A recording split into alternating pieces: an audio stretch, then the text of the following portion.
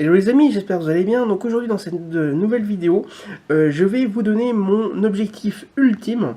Mais avant, si ce n'est pas déjà fait, je vous rappelle que vous pouvez recevoir gratuitement ma sélection de livres sur l'indépendance financière en cliquant sur le bandeau qui apparaît sur la vidéo. Donc effectivement, aujourd'hui je vais vous parler de mon objectif ultime. Alors vous allez voir, c'est un petit peu curieux. Vous allez voir, ça va vous développer un petit peu votre curiosité. Puisque en fait, déjà, quand on se lance dans un projet, généralement, on se doit, et vous devez, vous, si c'est pas le cas, vous devez vous fixer des objectifs. Et des objectifs qui vont être à court terme, à moyen terme et à long terme. Alors ces objectifs peuvent être, et je vous le conseille d'ailleurs, mis en place avec la méthode SMART. Donc si vous ne connaissez pas cette méthode, ou si vous la connaissez mais vous ne savez pas comment ça fonctionne, vous allez avoir un bandeau qui va apparaître sur la vidéo, où ça va vous rediriger si vous cliquez dessus, donc sur un article de blog, de mon blog que j'avais créé, donc sur la méthode SMART. Moi en fait je suis allé encore plus loin que les objectifs avec la méthode SMART, à court, à moyen et à long terme, puisque j'ai un objectif également post-mortem. Alors pour tous les latinophobes, pour ceux qui connaissent pas un peu le latin, le post-mortem ça veut dire donc après la mort. Alors et oui, puisque je me suis fixé un objectif après ma mort. Et alors je souris parce que je sens qu'il y en a certains qui vont dire mais il est complètement fou derrière son écran là. Et ben, je vais vous dévoiler donc en fait cet objectif post-mortem dans cette vidéo. Alors déjà, avant, comment on se fixe un objectif après sa mort?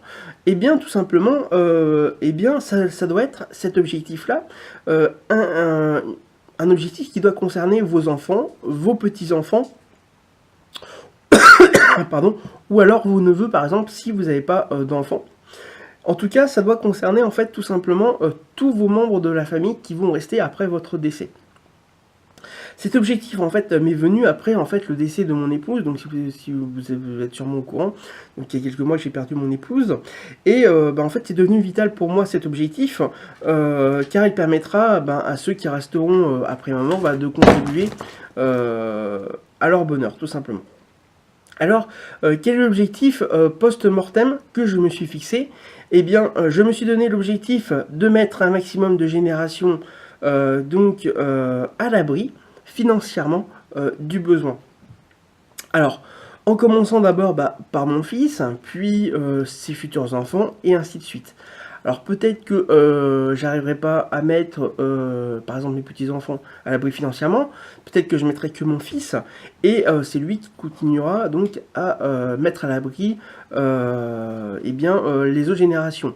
Mais peut-être que je vais pouvoir mettre 2, 3, 4, 10 générations à l'abri, qui pourront faire donc ce qu'ils veulent dans leur vie, une fois que je serai dans l'autre monde. Donc vous allez me dire comment on fait ça, comment on met ces générations-là, ces futures générations à l'abri? Eh bien tout simplement en ayant un plus gros, un portefeuille boursier très gros, plus gros, qu'on ait un maximum, que j'ai un maximum de propriétés en location, et que j'ai un business florissant et que j'aurai fortement développé, qui sera le plus développé possible.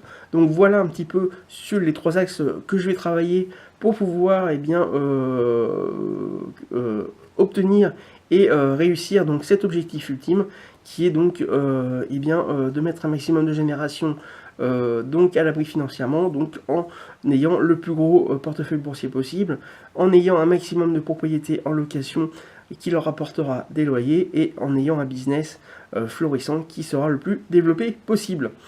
Donc voilà comment je vais me procéder à cet objectif ultime.